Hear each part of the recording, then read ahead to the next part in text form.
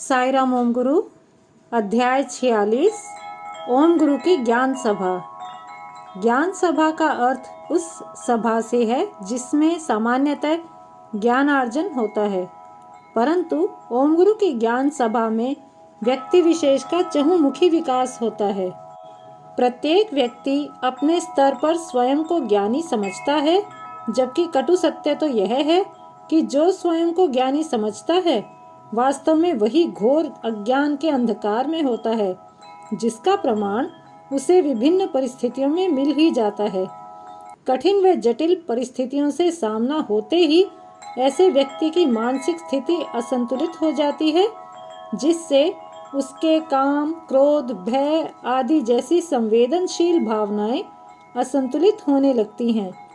मन उलझनों के घेरों में बंध जाता है।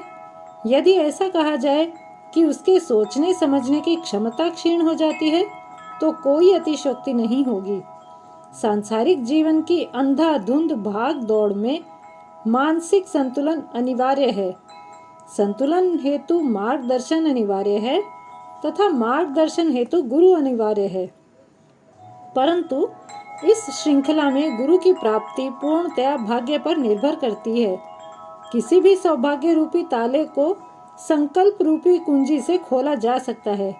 गुरु के पथ प्रदर्शन से भूल भुलैया हो या कोई तिलस्म सरलता से बाहर निकला जा सकता है। अंततः गुरु के दिखाए मार्ग पर चलने से सांसारिक गतिविधियों की पूर्णता के साथ ईश्वर की प्राप्ति निश्चित है। ओम गुरु की ज्ञान सभा इसका सटीक उदाहरण होने के साथ साथ प्रमाण भी है।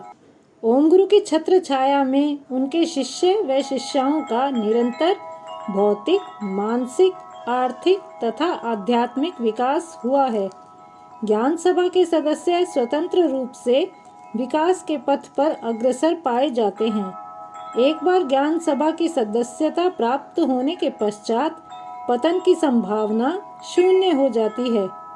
इसलिए इसका सदस्य होना निस्संदेह वरदान स्वरूप है। इस सभा के सभी सदस्य आध्यात्मिकता के मार्ग पर अग्रसर होते हुए साधनारत रहते हैं। साधना की सरलतम परिभाषा देते हुए ओम गुरु ने बताया है, सरल तथा सहज भाव से सांसारिक व आध्यात्मिक जीवन का संतुलन बनाए रखना ही साधना है। अर्थात साधना निरंतर ध्यान स्थिति में रहना नहीं, बल्कि यथातथ क्रिया से है। जैसे कि किसी भी कार्य के प्रति ईमानदारी उत्तम साधना है। किसान का भूमाता की सेवा करना, ग्वाले द्वारा गाय की सेवा, माता पिता द्वारा बच्चों का पालन पोषण आदि साधना के कुछ उदाहरण हैं।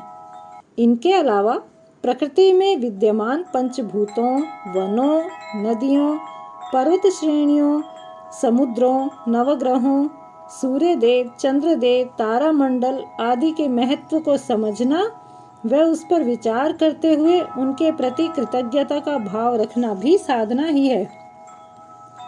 पूरे सप्ताह सभा सदस्य विभिन्न प्रकार के अनुभव पाते हैं, जिनकी चर्चा तथा विश्लेषण शनिवार को किया जाता है।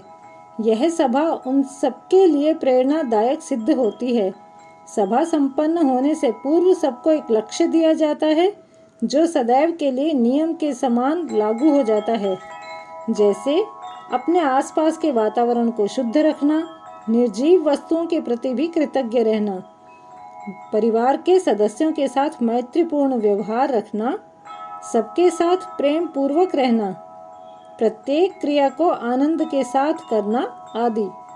ज्ञान सभा के सदस्यों की किस्मत का चमका हुआ सितारा उनके व्यक्तित्व में स्पष्ट झलकता है।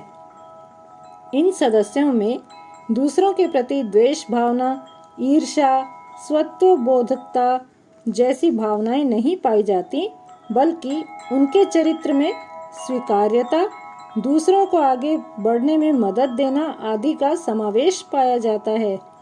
उनके व्यक्तित्व में दिन प्रतिदिन निखार बढ़ता जाता है। नौकरी हो या व्यापार, कोई उनकी राह में कांटे नहीं बिछा सकता। ज्ञान सभा की रचना ओम गुरु ने अपने गुरुजी के निर्देश पर की है। इस सभा का प्रत्येक सदस्य भी उन्हीं के द्वारा चयनित है। ज्ञान सभा की सदस्यता पाकर सभी सदस्य स्वयं को गौरवान्वित तथा परम सौभाग्यशाली महसूस करते हैं। जीवन में आगे बढ़ने का विचित्र तथा उत्तम मार्ग है ज्ञान सभा। यह सांसारिक व आध्यात्मिक पथ का अनूठा संगम है। यह जीवन को बिना कष्टों व दुखों के सरलतम रूप से जीना सिखाती है। ज्ञान सभा का परम उद्देश्य जीवन को सहजता के साथ जीने का मार्ग दिखाना है। जय साईं राम, जय ओम गुरु।